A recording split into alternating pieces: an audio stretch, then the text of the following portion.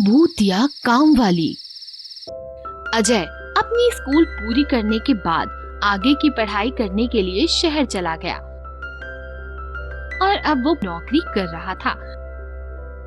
अजय कई सालों से गांव नहीं गया था, इसलिए एक दिन उसकी पत्नी सुनीता ने गांव जाने के बारे में कहा। पहले तो अजय ने मना कर दिया, लेकिन फिर मान गया। गांव से लौटने के बाद उन्होंने नया घर भी ले लिया। कुछ दिनों तक सब कुछ सही चला, लेकिन उसके बाद घर में अजीब सी घटनाएं होने लगी। एक दिन जब अजय ड्यूटी पर था और सुनीता घर पर आराम कर रही थी, तभी सुनीता को लगा जैसे कि किसी ने कंबल को खींचा हो। उसने उठकर देखा पर वहाँ कोई नहीं था। सुनीता वापस सोने ही वाली थी कि तभी उसे टीवी की आवाज आने लगी। वो देखने के लिए जाने ही वाली थी कि उसे एहसास हुआ कि उसके चलने के साथ साथ किसी और के चलने की भी आवाज आ रही है, जबकि घर में उसके अलावा और कोई नहीं था। ये सब होता देख सुनीता घबरा गई और बाहर की तरफ भागी।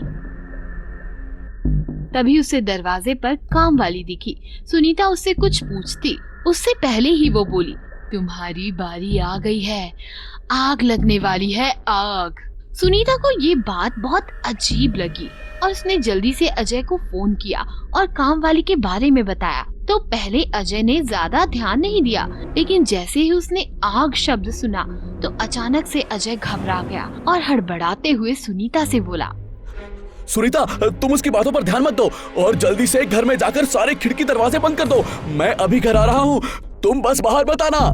सुनीता कुछ समझ नहीं पा रही थी, आखिर उस काम वाली ने ऐसा क्यों कहा और उसकी वजह से अजय इतना डर क्यों गया।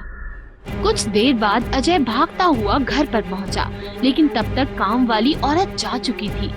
और जब अजय सुनीता को लेकर बाहर जाने लगा तो सुनीता ने पूछा, पहले ये बताओ कि हुआ क्या है।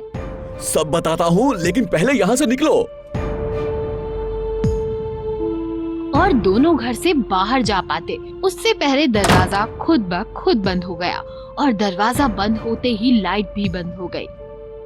तो अजय ने फोन निकाला, टॉर्च चालू की तो अचानक से उसके सामने काले जले हुए चेहरे वाली चुड़ैल आ गई। ऐसी भयानक चुड़ैल को सामने देख दोनों के होश हवास उड़ गए और चीखते चिल्लाते दरवाजा खोल भागने की कोशिश करने लगे।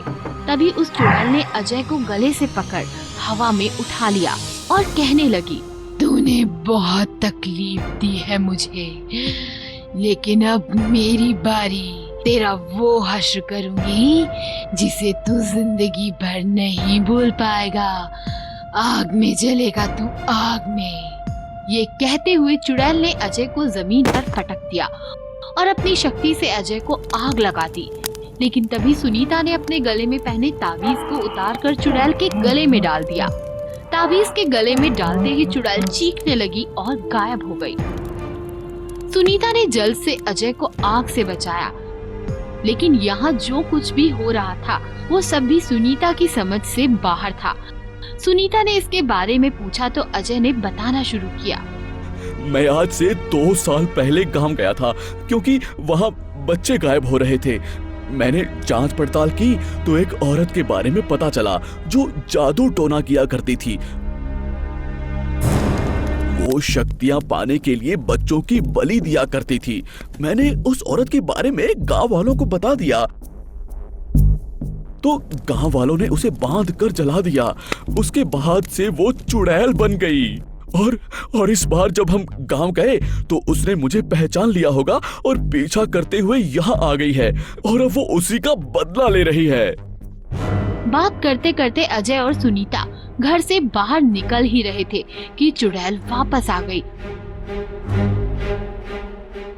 और अजय को घसीटकर घर ले गई। लेकिन किसी तरह सुनीता वहाँ से बच निकली। चुड़ैल अजय को लगभग मार ही देती, लेकिन तभी सुनीता एक तांत्रिक को ले गई। आते ही तांत्रिक बाबा ने मंत्र बोलना शुरू कर दिया। मंत्रों की आवाज सुनकर चुड़ैल घर से भागी। लेकिन बाहर जाते ही चुड़ैल एक झटके के साथ वापस घर में आ गिरी, क्योंकि घर के आने से पहले तांत्रिक बाबा ने घर के चारों तरफ रक्षा चक्र बना दिया था ताकि चुड़ैल भाग ना पाए। रक्षा चक्र से टकराने के बाद चुड़ैल की ताकत कम हो गई और फिर तांत्रिक बाबा ने उसे वश में कर लिया और वो चले गए। भूतिया पेड़। बहुत वर्षों पुरानी बात है। एक गांव में चंदन नाम का एक आदमी रहता था। कुछ दिनों से उसकी आर्थिक परिस्थिति सही नहीं चल रही थी, इसलिए उस पे बहुत कर्जा हो चुका था। कर्जदार रोज उसके पास आते और पैसा मांगते। क्या हुआ चंदन, मेरे पैसे दो, तुम तो आज मेरी उधारी चुकाने वाले थे, फिर क्या हुआ? इस पर चंदन बोला, देता हूं सेठ जी, मैं कहां भागा जा रहा हूं, चुका दूंगा आपका सारा कर्ज। तुम हमेशा ऐसे ही कहते हो, अगर 7 दिन के अंदर पैसे वापस नहीं किए तो मैं तुम्हें पुलिस के हवाले कर दूंगा। ऐसा बोलकर वो सेठ जी वहां से चले गए। चंदन अब सोचने लगा, अरे 7 दिन, ये कैसे ये पैसे आएंगे? अगर मैं पैसे वापस नहीं करूंगा तो सेठ जी मुझे पुलिस के हवाले कर देंगे।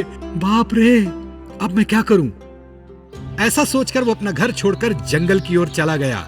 चलते चलते वो घने जंगल में जा पहुंचा। आगे जाते ही उसे एक पुराना पेड़ दिखा। वो उस पेड़ के पास गया और खुद से बोला, अरे ये क्या, इस पेड़ के अंदर जाने के लिए तो रास्ता है, जरूर कुछ गड़बड़ है। और वो उस पेड़ के अंदर गया।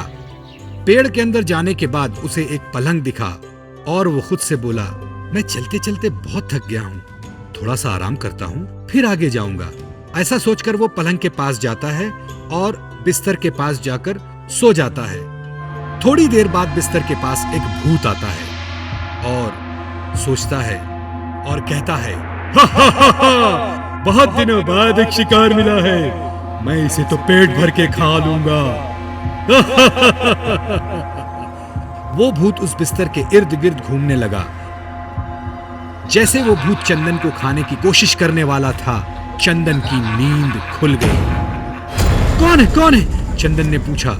इस पर भूत ने कहा, मैं भूत हूँ, आज मैं तुम्हें खाने आया हूँ, बहुत दिनों से भूखा था, अच्छा हुआ तुम यहाँ आ गए। चंदन ने सोचा, अरे ये सच में भूत है, ये तो मुझे खा जाएगा, मरना तो एक दिन है ही, इससे पहले कुछ कर लेना है। ऐसा सोचकर चंदन भूत से बोला, ओ भूत भाई, तुम्हें क्या लग रहा है कि मैं पागल हूँ? मैं ये जानकर भी यहाँ आया कि यहाँ भूत रहता है? नहीं। इस पर भूत ने पूछा, मतलब तुम क्या कहना चाहते हो? मतलब ये कि अगर तुमने मुझे मार डाला तो मैं तुम सभी भूतों का राजा बन जाऊंगा। ये क्या बक रहे हो तुम? मुझे भगवान ने श्राप दिया है कि मरने के बाद मैं भूतों का राजा बन जाऊंगा और भूतों पर बहुत अत्याचार करूंगा। ऐसा नहीं हो सकता, तुम हमारे राजा नहीं बन सकते। अगर भरोसा नहीं तो मुझे मारकर देखो, फिर मैं राजा बनकर तुम सब पर अत्याचार करूंगा। ये सुनकर भूत डर गया और बोला, मुझे माफ कर दो महाराज, मुझसे गलती हो गई, इससे बदले में आप जो बोलेंगे मैं करूंगा। ठीक है, ठीक, आज से मैं तुम्हारा राजा, मैं तुम पर अत्याचार नहीं करूंगा, पर तुम्हें मेरा कहना मानना पड़ेगा। जरूर मालिक, जरूर। तो बताओ, यहाँ पर सारा खजाना कहाँ छिपा है? चंदन ने चालाकी से पूछा। यहीं पे छिपा है, आइए मालिक, मैं आपको दिखाता हूँ। ऐसा कहते ही भूत चंदन को खजाने के पास लेकर गया। वहां पर बहुत सारा खजाना पड़ा था। चंदन बोला, इतना सारा खजाना भूतों को क्यों चाहिए? आओ इसे हम जरूरतमंद को बांटते हैं। ऐसा कहकर उसने खजाना लिया और गांव चला गया। फिर उस खजाने से उसने अपना सारा कर्जा लौटा दिया और उस भूत के साथ खुशी से रहने लगा। क्या समझा इस कहानी से? कि हमें हिम्मत से काम लेना चाहिए, चाहे जितना भी संकट आए, हमें होशियारी से उसका सामना करना चाहिए।